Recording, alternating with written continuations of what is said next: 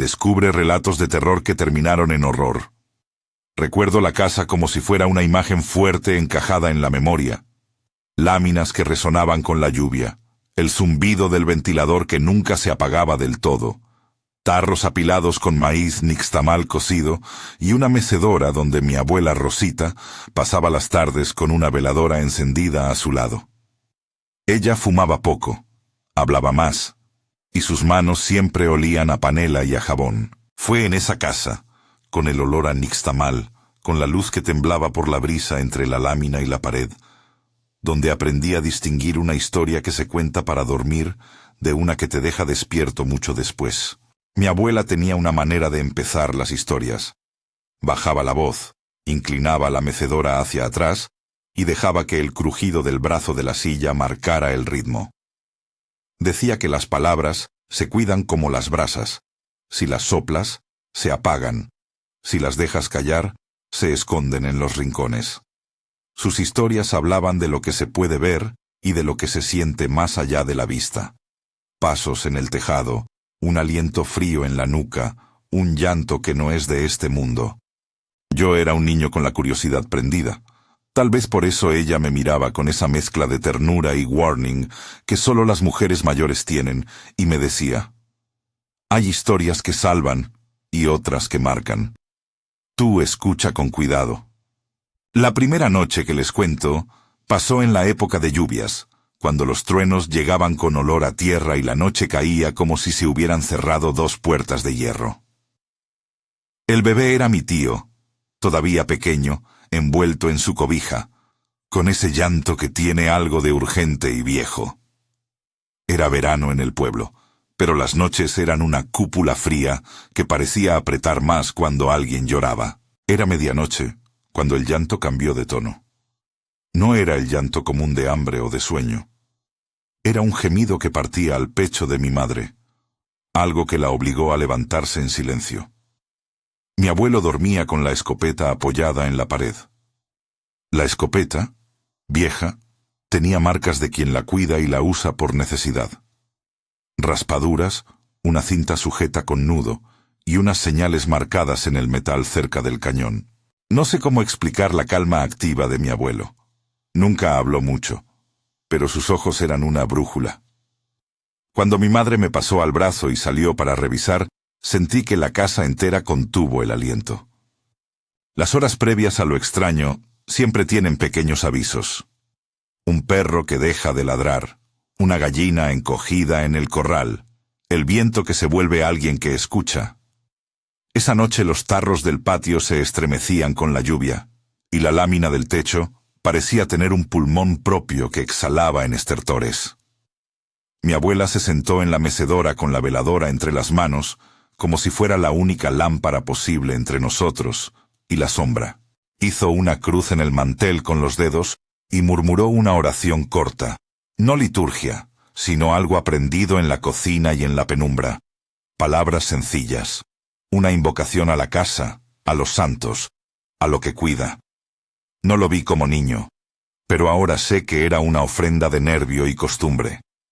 Baltazar vive a 2 casas, es hombre de monte.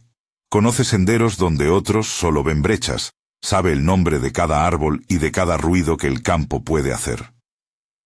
Cuando mi madre lo escuchó hablar por la ventana, salió de un salto y se acercó con su lámpara de carburo. Baltazar no hablaba por hablar. Tenía la voz grave de quien ha visto cosas que no se pueden deshacer con explicación.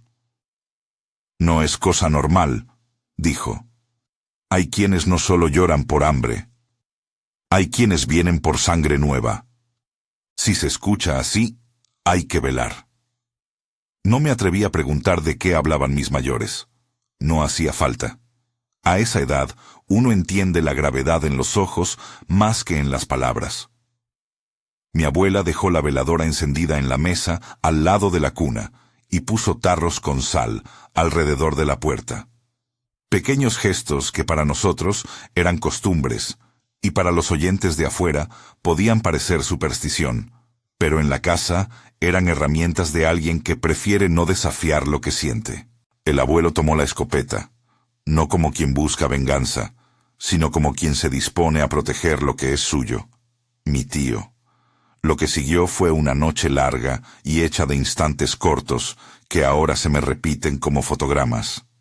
Mi madre mece camina, el llanto sube y baja, el perro del vecino tornándose a mirar, Baltasar con la lámpara que hacía círculos pequeños en la oscuridad del patio. Fue al filo de la madrugada cuando se oyó en el tejado un ruido como de alguien que camina con cuidado y a la vez con un peso extraño.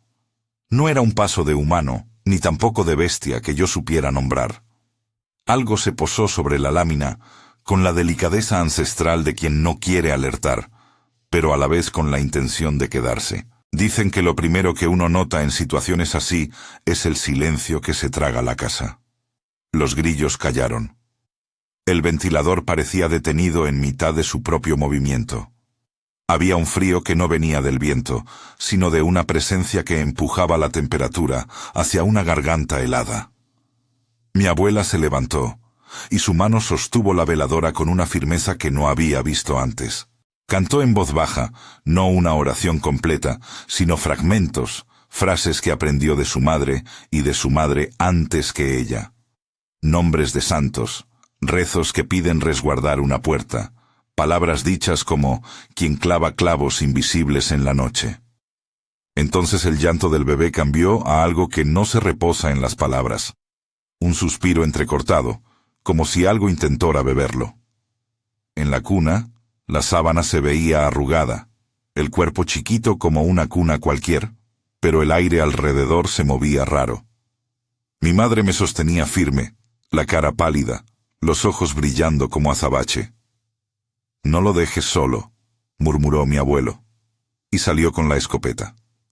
No fue un acto de bravata, salió como quien cumple con un deber antiguo, como quien sale a apagar una amenaza que ha estado rondando su casa desde antes de que naciera. Lo que pasa en el patio esa noche no se puede describir con una cronología limpia. Hubo luz, destellos, hubo un sonido que no llamo chillido porque esa palabra me parece cruda, pero hubo un estiramiento de voz que atravesó la lámina y se encogió en la oscuridad. Baltasar, que estaba cerca, levantó su lámpara y juró haber visto una sombra más alta que una mujer. Algo con plumas pegadas a la espalda, como si fuera un ala rota. Otros juraron ver una figura que se parecía a una mujer, pero con ojos demasiado redondos, y un pico suave que asomaba en vez de una boca. Nosotros, en esa casa de tarros y nixtamal, supimos entonces que hay cosas que nacen de las historias y las devoran. La vieja con plumas, decían los mayores, viene cuando hay sangre nueva. Mi abuelo apuntó con la escopeta hacia la silueta que se movía, como quien sabe que no puede dañarla sin entender lo que golpea. No quiero decir que él era hombre de creencias fijas. Era práctico. Pero aquella noche, sus manos obedecieron otra ley: proteger a la familia. Hay gestos que son más antiguos que la duda. Uno de esos gestos es marcar algo con la esperanza de que lo que sea quede fuera. No voy a describir cómo marcó el arma ni qué hizo exactamente. En nuestra casa no se narran esos detalles como receta para nada, sino como parte de la memoria de un hombre que tenía miedo y aún así actuó. Disparó. El sonido se abrió como un trueno pequeño.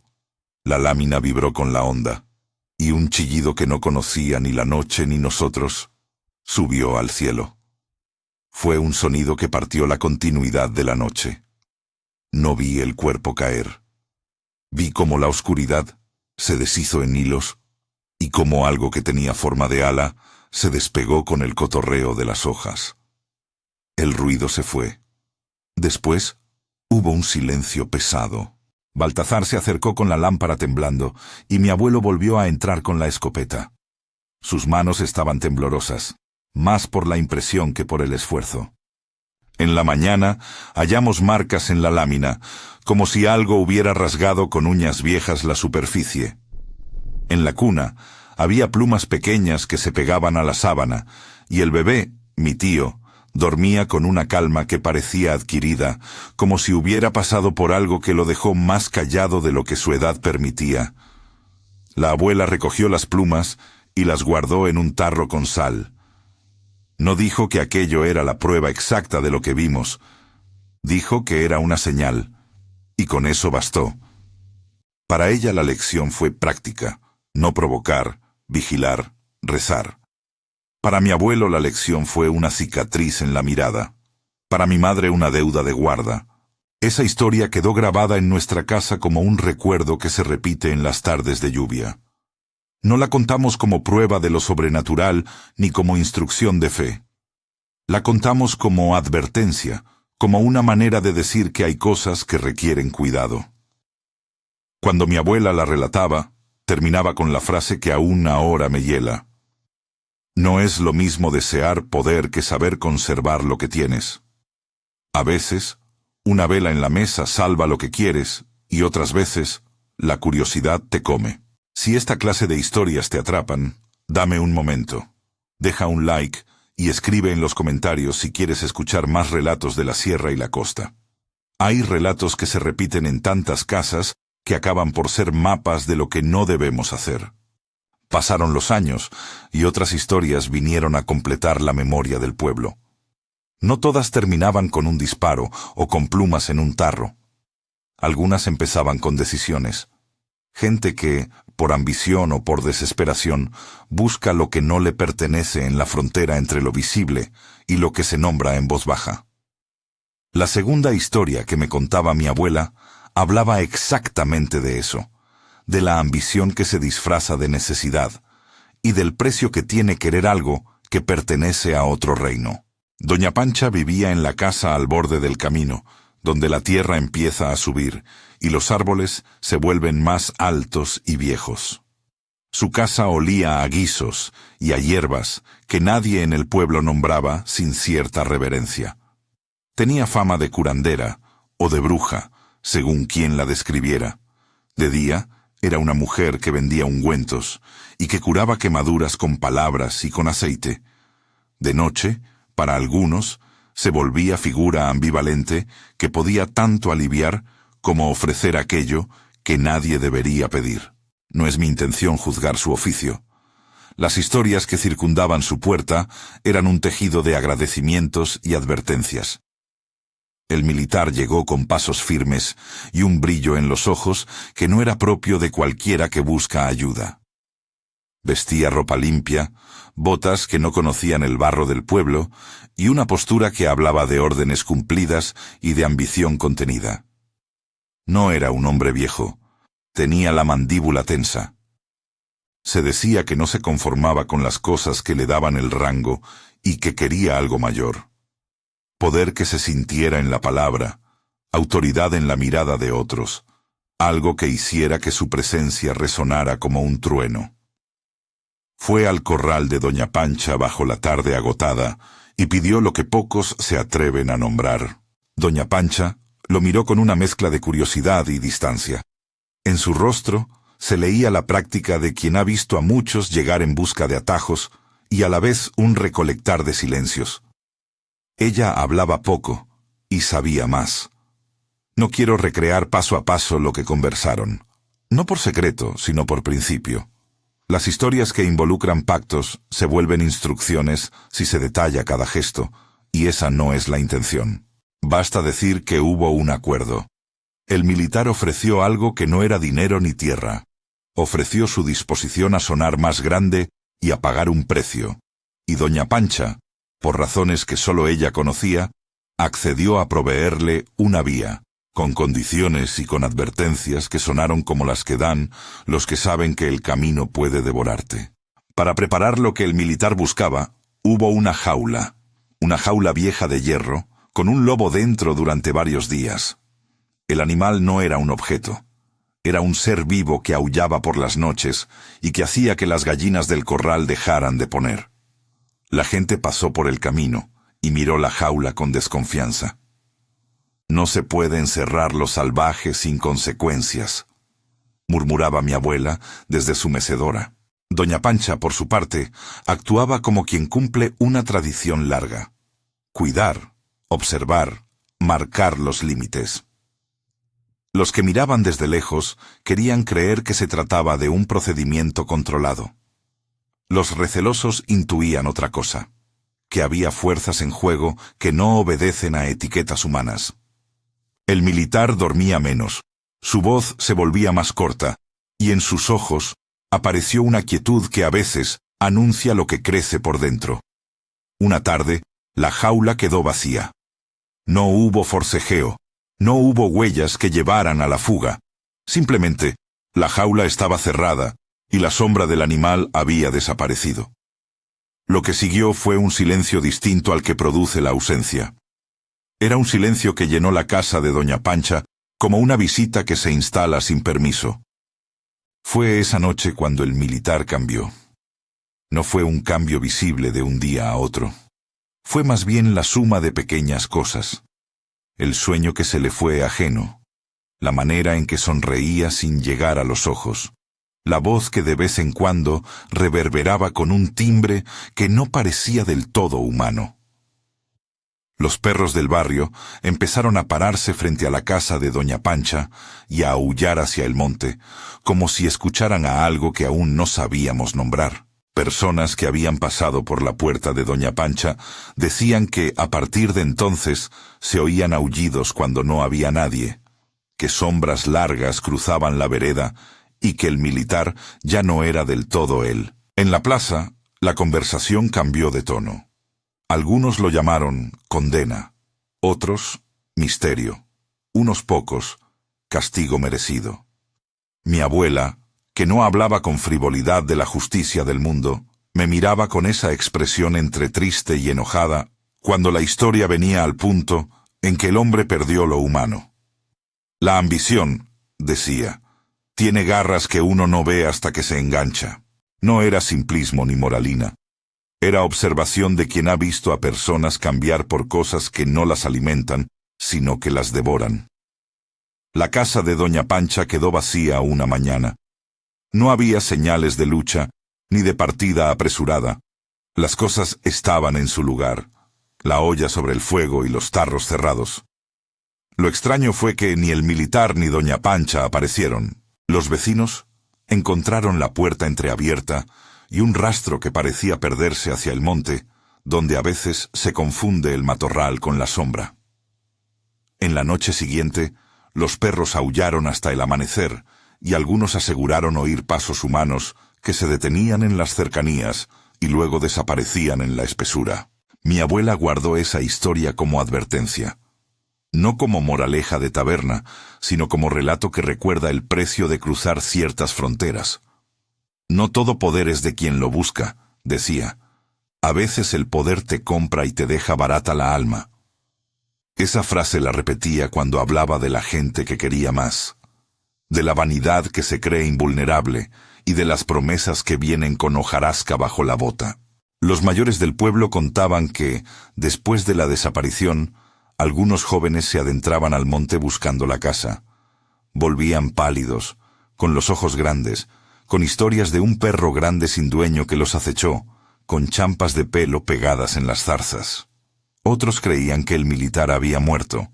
La lógica corriente es que quien pierde lo humano termina por perder la vida. Pero había quienes sostenían, en voz baja, que lo que había pasado iba más allá de vida y muerte, que esa transformación era algo que ahora respiraba en la noche y que aullaba con una mezcla de voz humana y animal. Decir más sería entrar en caminos en que las palabras se vuelven cuchillos. No se trata de glorificar nada. Lo que mis mayores querían contar a los chicos del pueblo, y me lo contaron a mí, no era una lección de dolor, sino una advertencia clara. Vigila lo que pides. Cuida lo que amas. La fe, la familia, las veladoras y la gente que te quiere son un tejido que protege. La ambición, la urgencia por ganar algo a costa de todo, suele traer consigo huellas que no se borran con agua. La tarde que terminó con la casa vacía, me senté en la mecedora y pensé que todas las historias se parecen en una cosa. Al final, que las vuelve ciertas para quienes las viven. Puede que la explicación sea natural, y también puede que no. En mi pueblo aprendimos a convivir con esa ambivalencia, rezar y desconfiar, pedir a los santos y no abrir puertas de más. Yo, que escuchaba a mi abuela, crecí con esa doble órbita. Por un lado, la costumbre de la familia que protege, por otro, la curiosidad que empuja hacia lo prohibido. Había, sin embargo, en lo que me contaron de doña Pancha y del militar, un detalle que siempre me heló. Los que dicen haber oído aullidos no hablan de monstruos con dientes gigantes. Hablan de una voz que se duplica, de un hombre que guarda en la garganta un eco de animal. Y hay algo más inquietante. Los aullidos comenzaron cerca de las casas donde los jóvenes se jactaban de poder, donde había orgullo y poca humildad. Las historias se entrelazan y forman una red. Protege a los tuyos, dicen las voces de la memoria. No vendas tu nombre por algo que no puedes llevar al final. Esa noche, cuando la lluvia volvió a insistir sobre la lámina de mi casa, mi abuela se volvió hacia mí y metió la mano en su delantal. Sacó un papel arrugado y dibujó con la punta del dedo una línea que me pareció una marca. No explicó el signo. Simplemente dijo que era mejor quedarse con la humildad que con el ruido. Yo, que tenía miedo aunque no entendiera todo, me llevé esas historias como se lleva un brillo en la memoria. A veces útil, a veces pesado. Y fue con esa sensación de frontera entre protección y peligro que empezaron a llegar otros relatos a mi oído. Personas que venían por la carretera, criados en otros pueblos, traían versiones de cuentos parecidos. Unos hablaban de criaturas que vienen a buscar la sangre nueva. Otros, de pactos con precio alto. No voy a terminar aquí todas las fibras de lo que me contaron. Hay historias que necesitan respirar antes de ser contadas. Pero hay un hilo común que atraviesa ambas leyendas y que me obligó a escribirlas en una misma noche. La casa que protege versus la casa que vende. El niño que se salva porque la familia vela, frente al hombre que se pierde por querer más. A medida que mis palabras se calman, puedo sentir todavía el olor a nixtamal en la ropa de mi abuela, y aquel eco que dejó en mi garganta la primera vez que escuché el chillido sobre la lámina. Pero hay una noche que aún no les he contado por completo. Una noche donde lo que parecía un acuerdo se volvió una transformación que nadie supo detener. Hay detalles que están por contarse y que me obligan a bajar la voz.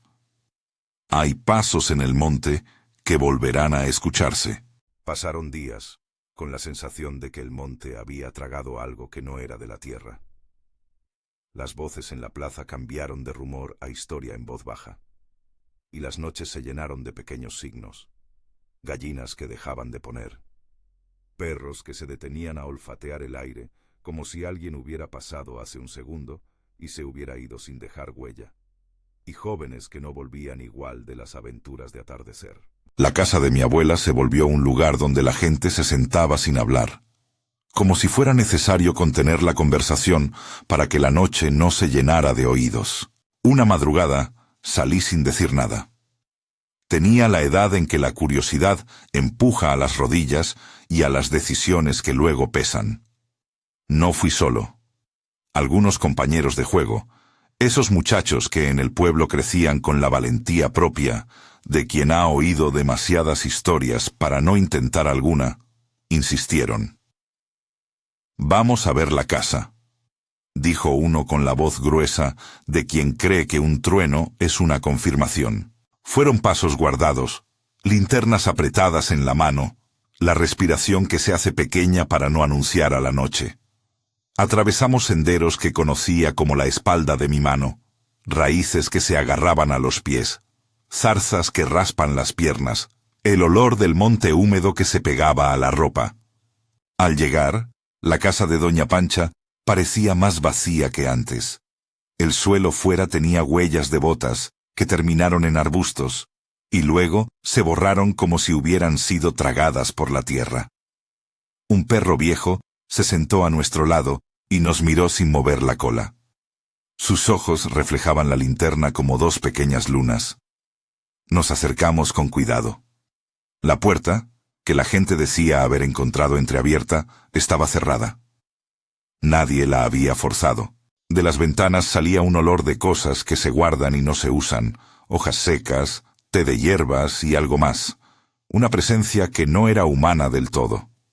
¿Y si está ahí?, murmuró uno, y su voz se calló, porque lo que quería decir era demasiado sencillo. ¿Y si el que se aullaba en las noches era el que ahora dormía debajo del techo? Un silencio nos respondió, y por primera vez comprendimos que la curiosidad puede volverse una linterna que ilumina apenas cosas que no quieres ver. Retrocedimos sin tocar nada, y en el camino de regreso sentimos los aullidos. No los caninos que uno conoce. Eran notas largas que subían y bajaban como un lamento con palabra dentro. No sabíamos si eran advertencia o invitación. Al llegar al pueblo, algunos volvieron con las caras pálidas como hojas. Otros no dijeron nada, como si haberse asomado fuera una falta de respeto que preferían callar. Con los días, la historia adquirió variaciones. Unos juraban que el militar era visto en las afueras al amanecer, exactamente en la hora en que la niebla se pega al suelo y las cosas parecen mentira. Otros decían que escucharon su voz en la plaza, pero doblada por un eco que parecía de perro. Los relatos no se parecían en detalles, pero sí en el núcleo.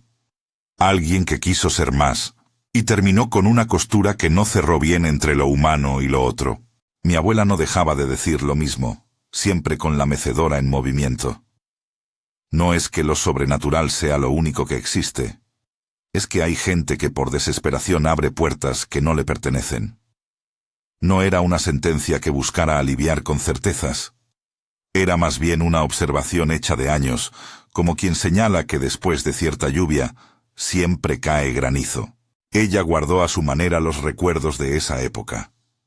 Colocó el tarro de plumas en un estante alto detrás de otros tarros y cubrió la escopeta con un trapo que olía a pólvora y aceite.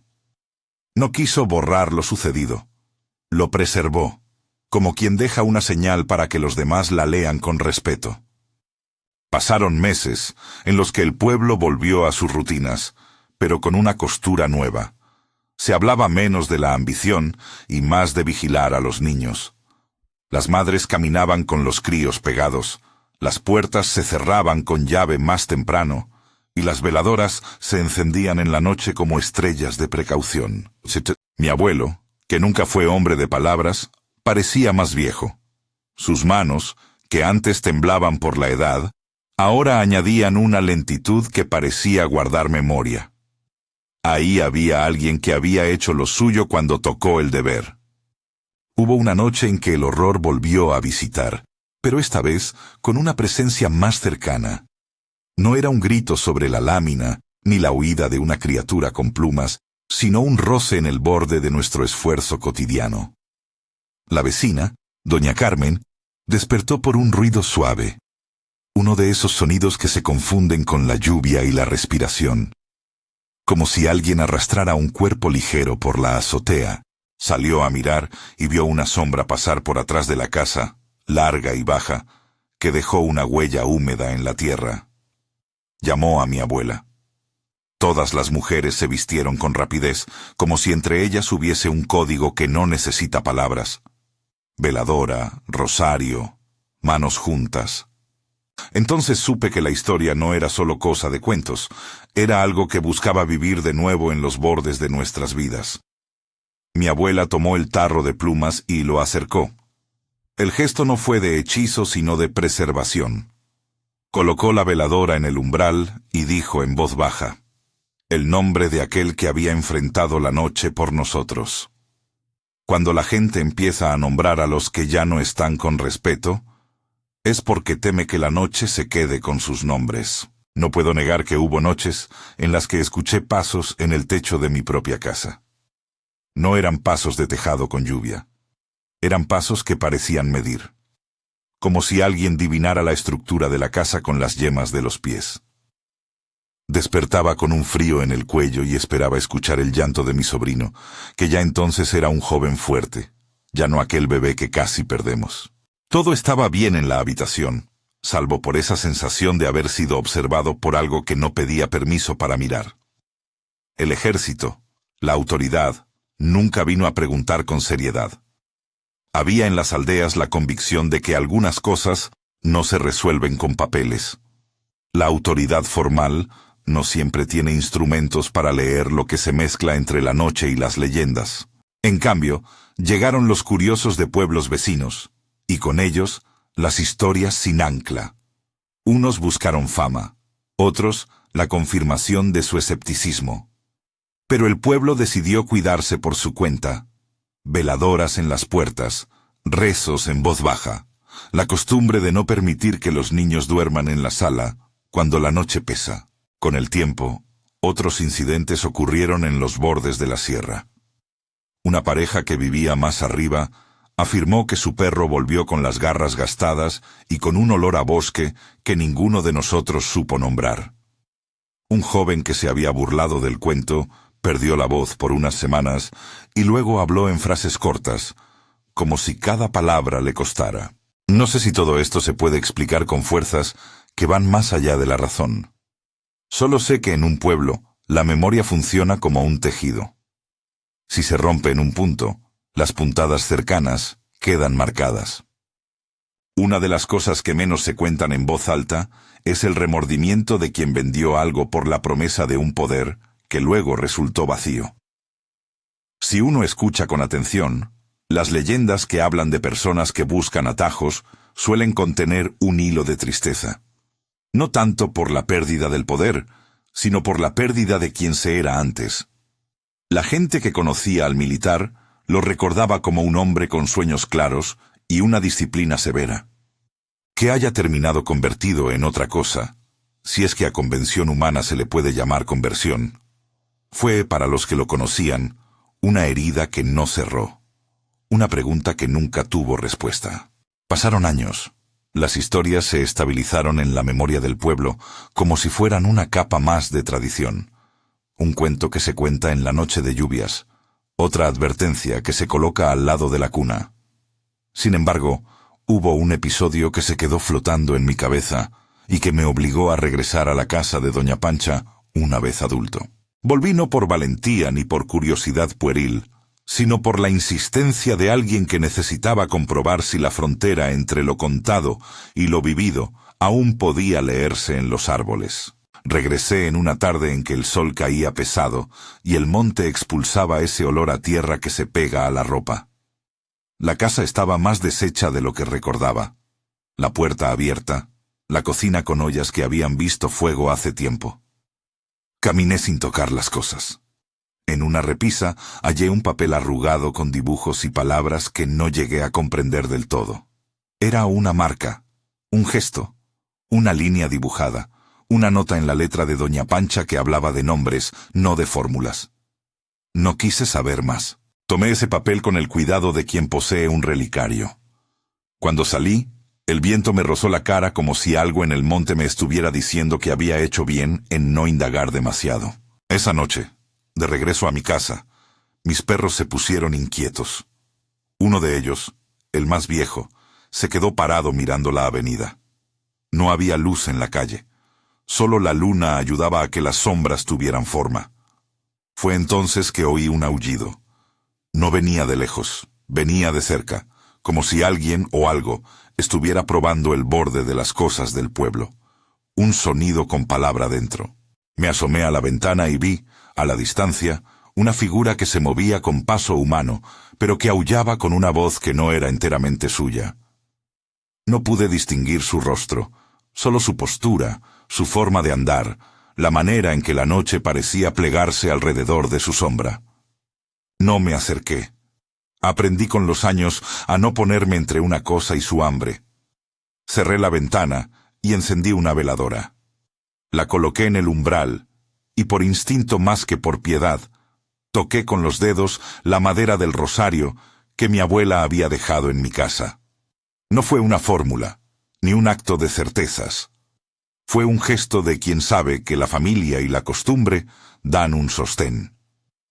La vela clavó su luz en la noche, y por un momento el aullido se encogió. Al día siguiente, en la plaza, los que vieron algo contaron que la figura pasó a lo largo de la vía sin tocar a nadie, como si respetara la distancia de las casas.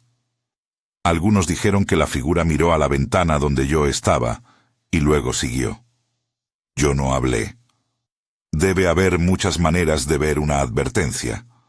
Para algunos fue una confirmación de lo que se sospechaba. Para otros, un impulso a fortalecer sus puertas. Para mí fue, más que todo, la reafirmación de una lección. Vigilar no significa solo mirar al afuera. Significa cuidar la historia en la que crecimos. Si pudieras preguntarle a mi abuela qué era lo más valioso que nos dejó, quizá diría que no es el tarro de plumas ni el trapo que cubre la escopeta. Diría que es la costumbre de contar, de no permitir que la memoria se vuelva neblina. Porque las historias no solo asustan, enseñan a cerrar puertas, a no creer en las promesas fáciles, a no intercambiar el nombre propio por un rumor de grandeza.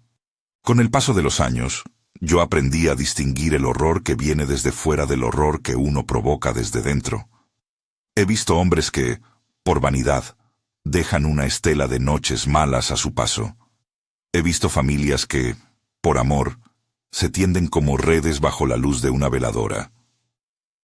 He visto también cómo la memoria convierte lo vivido en advertencias para otros, y cómo esas advertencias se desdoblan en relatos que cruzan generaciones. Y sin embargo, aún hoy, hay noches en que escucho algo que me hace girar en la cama. Un ruido sutil sobre la lámina, un aullido que se dobla y parece traer una palabra humana en el centro. No sé si es la noche que recuerda o la memoria que insiste en no cerrarse. Lo que sí sé es que guardamos las marcas. Yo tengo un tarro con plumas que mi abuela dejó en mi casa, y a veces, cuando la noche se pone pesada, lo saco, lo hago rodar entre los dedos y recuerdo la cara de mi madre, en aquella madrugada, sosteniendo a su hijo con una mezcla de terror y devoción que no cabía en palabras. La otra lección que quedó es que ciertas búsquedas tienen precio. La historia de Doña Pancha y del militar no termina con una venganza explícita ni con un castigo con forma. Termina con algo más sutil y más doloroso, la pérdida de lo que te hace humano. Los que prosperan a costa de otros pagan con la memoria, y muchas veces la memoria es el tejido que permite a una comunidad seguir existiendo. Cuando alguien vendió su nombre, lo único que ganó fue un eco. Y ese eco, con el tiempo, solo pudo responder con aullidos. A día de hoy, los que vivimos en el pueblo cuidamos a los nuestros con la seriedad de quien guarda un secreto que no es secreto, sino reglamento de vida. No digo que todos crean en la misma cosa. Hay quien atribuye todo a coincidencias, y hay quien sostiene con fe inquebrantable que lo que ocurrió fue la intervención de algo más. Lo que sí afirmo es que las historias que nos contaron no eran para asustar por asustar. Eran mapas. Mapas para no abrir donde no conviene. La cuna que casi fue vaciada por la criatura de plumas sigue siendo tema en las tertulias de lluvia. Cuando alguien menciona que los hábitos actuales son sencillos, veladoras, rezos, vigilia, la abuela responde con la mirada que me enseñó a escuchar. No es lo mismo. Lo que salva no es la vela en sí, sino la intención y la humilde costumbre de cuidar. Hay personas que confían en la luz, y otros que creen que la luz les da derecho a mirar donde no deben. Esa frase no busca dar reposo, busca fomentar respeto. La sensación de que hay un hilo que conecta la casa protectora con la casa que vendió, de que una vela y una pluma comparten la misma historia, es lo que me obliga a contar esto aquí. No para decir que existe una verdad universal sobre lo sobrenatural, sino para afirmar que hay pautas que recomiendan la prudencia, amar, vigilar y no vender lo que eres. Si la ley del pueblo es contar para prevenir, esa ley tiene 8 patas: familia, paciencia, humildad, memoria, respeto, vigilancia, oración y silencio donde hace falta.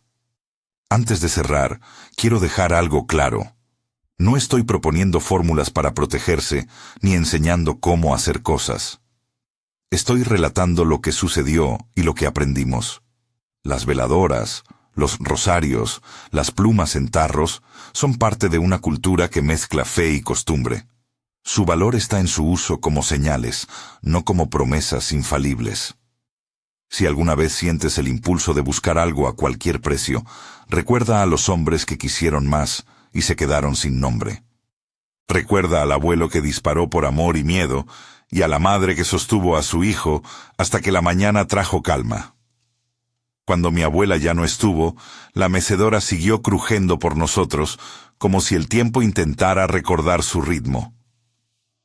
Yo me sentaba ahí con la veladora a un lado, y dejaba que las historias se asentaran en el aire. Me di cuenta de que contarlas es un acto de cariño.